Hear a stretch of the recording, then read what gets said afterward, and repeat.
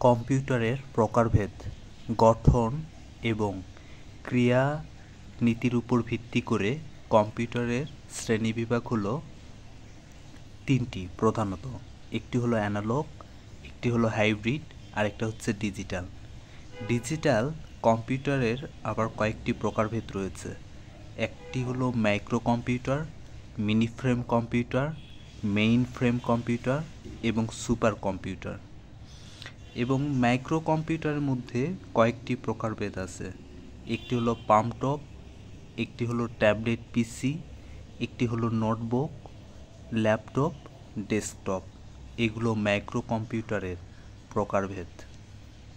অর্থাৎ আমরা বলতে পারি কম্পিউটার মূলত তিন প্রকার হয়ে থাকে: অ্যানালগ, হাইব্রিড এবং ডিজিটাল। এবং ডিজিটাল কম্পিউটারের কয়েকটি প্রকার থাকে এবং যার মধ্যে অন্যতম মাইক্রো কম্পিউটার। এবং মাইক্রো কম্পিউটারের কয়েকটি প্রকারভেদ থাকে, যেমন ডেস্কটপ, ল্যাপটপ, নোটবুক, ট্যাবলেট পিসি এবং পামটপ।